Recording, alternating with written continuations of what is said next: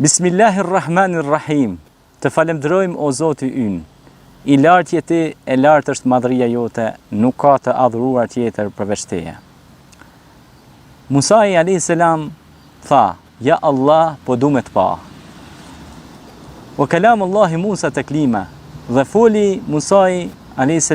me Zotin e madhërishëm me fjalë.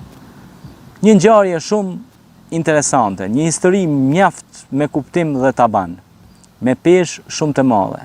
Shumë njerëz kanë dëshirë ta shohin krijuesin e tyre, Allahun te bareke ve taala. Prandaj Musa a.s. kishte dëshirë të zjarrt që ta shihte krijuesin e vet. Dhe çfarë ndodhi? I tha Allahu xhaleshanahu, ja Musa, mundesh me pa një atë kodrën atje, ta shohësh atë kodër, do të shohësh vetëm një pjesë të vogël të nurit tim, të dritës time. Por duhet mathesh, duhet kesh kujdes. Dhe Musa a.s.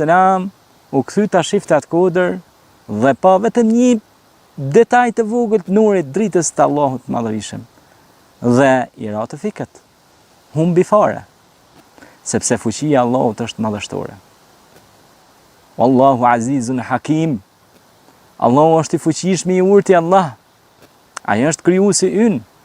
Madhështia e tij është shumë e madhe, është Rabbul Alamin, është Rabbul Mashriqaini wal Maghribain. Ai është krijuesi i cili krijoi njeriu, khalaqal insan. Prandaj të gjithë njerëzit kanë dëshirë të shkojnë takim me krijuesin e tyre. Por çfarë duhet të bëjmë që ta shohim krijuesin ton? Të bëjmë vepra të mira. Edhe kur të hyjmë në xhennet, të themi Allahumma anta salam wa minka salam tabaraka ya dhal jalali wal ikram. O Allah, ti je paqja. Allahumma anta salam, dhe ty të takon paqja. Tabaraka, pra dhe lartësia të takon ty. Ya dhal jalali wal ikram.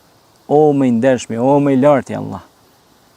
Dhe do ta shohin besimtarët Allahun xhaleshanuhu në xhennet si hënën e plot në një natë pare. Allah na mundso me të pa ty në xhennetet e tua të bukura. Dhe si duhet ta ndjekim këtë rrugë, të shkojmë në takim për të parë Allahun xhaleshanuhu? Duke bërë vepra të mëshirshme në këtë botë, duke bërë gjëra të bukura në këtë botë, duke punuar në drejtësi në këtë botë. Dhe padyshim kërkesa e Musait a.s. me drejtësi dhe mëshirë, patjetër që do të realizohet në xhennet, zbashku me gjithë ata besimtarë që ndjekin rrugën e Musait, Isait dhe vetë Muhamedit a.s. që është Khatamun Nabiyyin Muhammedul Amin.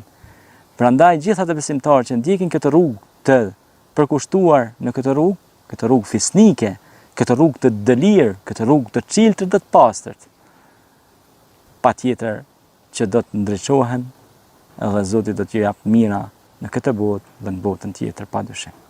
Dhe mirësia, gjitha mirësive për besimtarin është kur pra do të takoj krijuesin e vet. Elhamdulillah.